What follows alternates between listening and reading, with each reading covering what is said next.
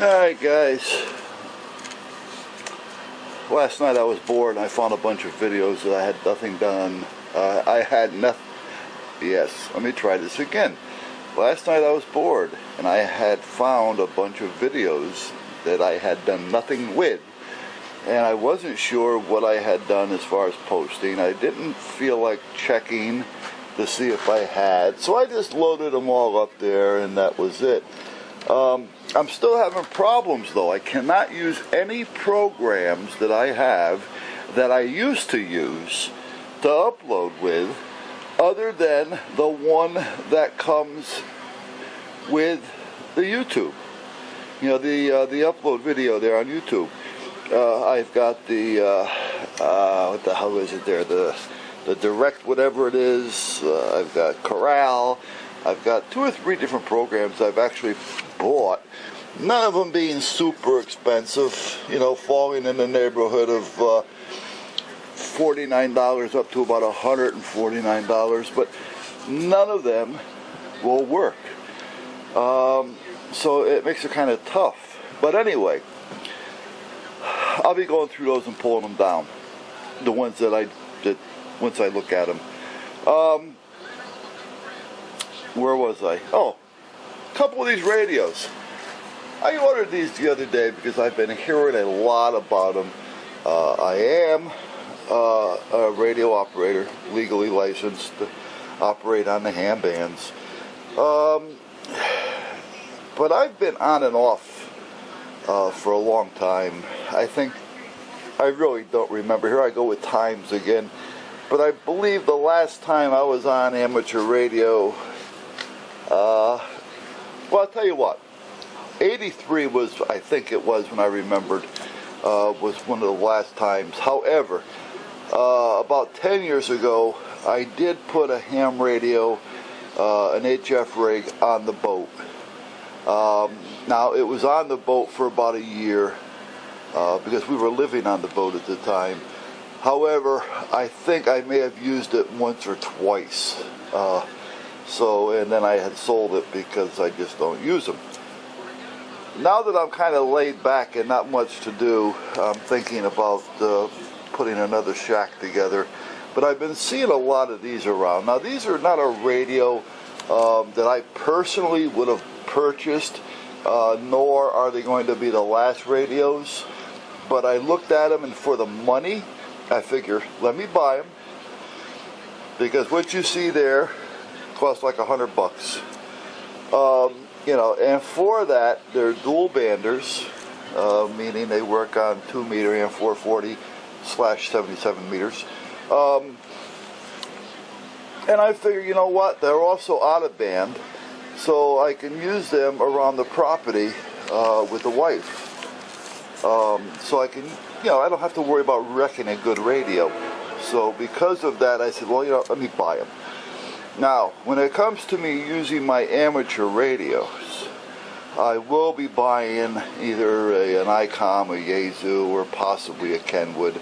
I kind of lean towards ICOM and Yaesu myself. That's what I more or less was leaned on when I first got into amateur radio, so I tend to stick with them. However, Kenwood is not a bad radio, so I will look at them.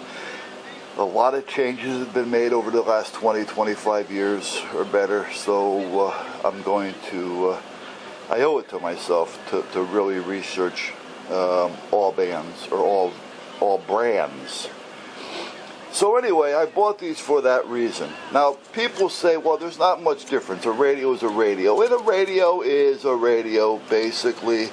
However, there are certain things that some people, as myself, like to look into a little bit further than, okay, it transmits on the same frequencies as a $400 radio. It receives on the same frequencies as a $400 radio. It does basically the same thing as a $400 radio does. And this is all true. However, there's a few things that you like to look at that the $400 radio may have that this one doesn't. Now, it may or may not interest you, so it doesn't make a difference at that point. And if it doesn't interest you, well, then why spend $400 for a radio? Now, frequencies, again, frequencies are frequency. But there's things called deviation. Deviation is like modulation on a CB. It's your output audio, your transmit audio, your deviation. So deviation is a good thing to look at. Now there are laws to the amount of deviation, but these are things you want to look at. The cleaner it is, all right, the better it is as well. Not necessarily as loud. Clean means a lot. Sensitivity or selectivity. Adjacent channel rejection. Your modulation or audio output, meaning how loud does it get when you're listening to it. There's a lot of things out there that you also have to look into if you wanted to start getting into a better type of radio. Now, I haven't got anything on the more expensive radios, and I had just gotten these in today, so I really haven't read up on these to find out what the deviation, selectivity, the adjacent channel rejection, the sensitivity. I don't know what that is. I haven't read the book yet, so I don't know what those numbers are at this point. All I'm saying is these are things that you may want to look towards or look for to see how much of a difference there actually is, because these things can make a big difference. The other thing is ease of operation, ease of programming, and things like that. Now again, sometimes that doesn't make a difference to anybody, and if it doesn't, if these work, I don't know yet, but if they do like everybody says they do, well then these are a great radio for the money.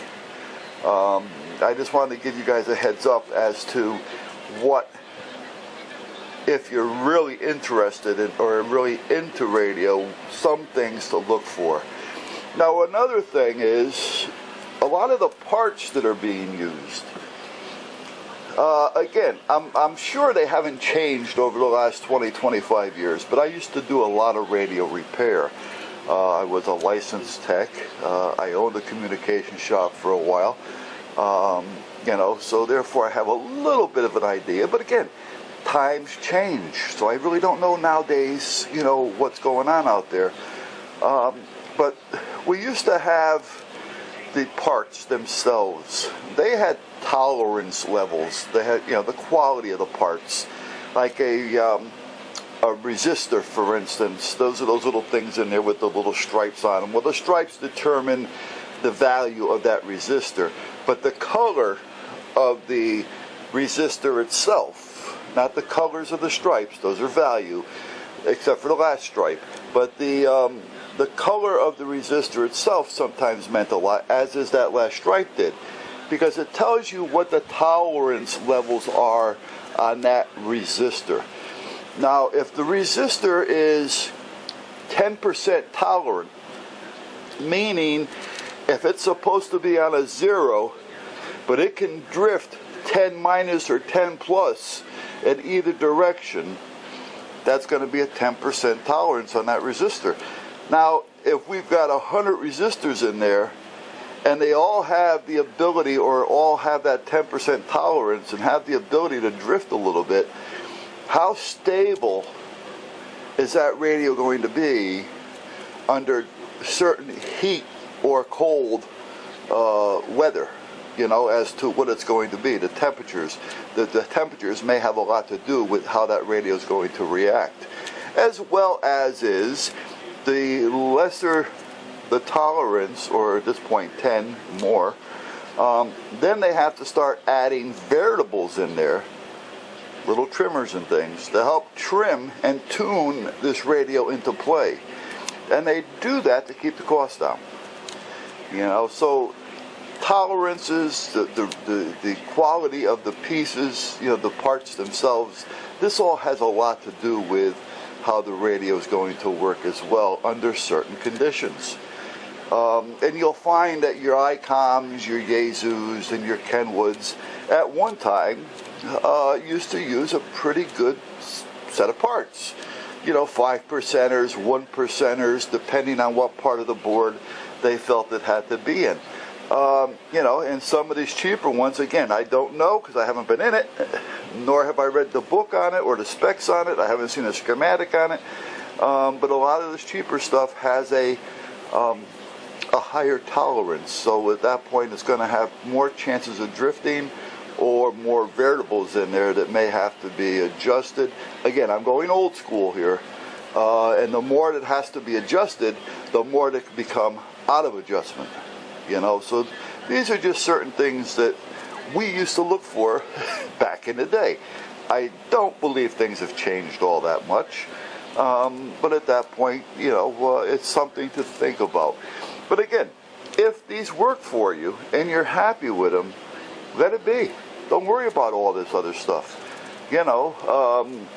But if you're looking to make an investment, you know, it may be a good idea to research, you know, excuse me, behind the case, by looking at the spec sheets, you know, finding out what these certain things are, seeing what the numbers are, and just researching it a little further, other than just jumping into it because it's a inexpensive radio. Now, I don't want to take a $400 radio and go in the yard and start working around the yard with it and run over it with the yard tractor. You know, so these are perfect for what I'm going to use them for. You know, they may be perfect if you're going to go fishing or hunting, you know, out of band. I'm not talking about the hand bands now, all right?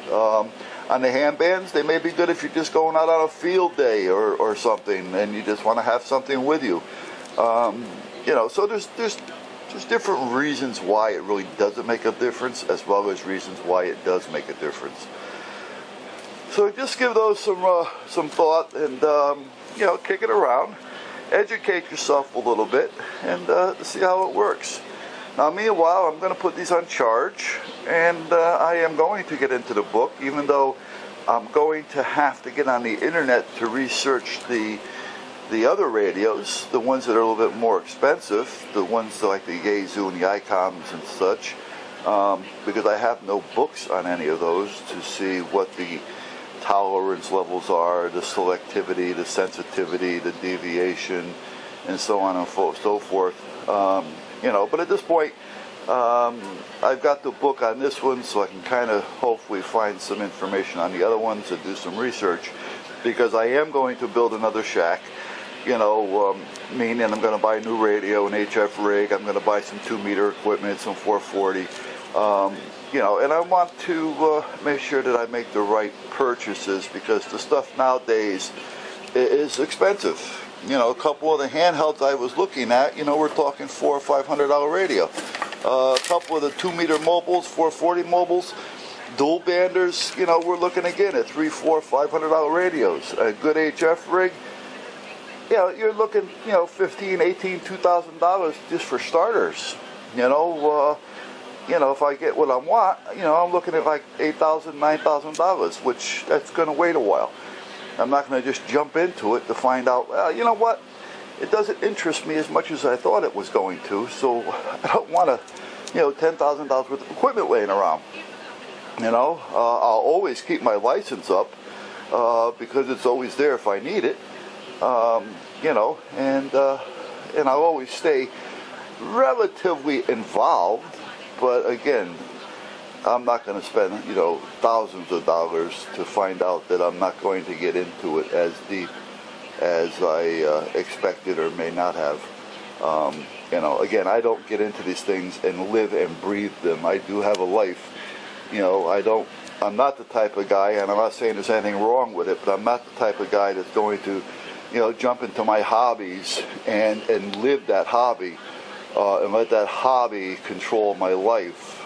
And there are people that do that, you know, so I just can't see that happening. So anyway, guys, enjoy. Have a happy new year. Thanks for watching my boring videos, and I will be going through the ones I just dumped on everybody over the night, last night. As you can tell, my mouth is not working properly today. My thought patterns are not working properly today. But have a good one, and I'll catch you guys later.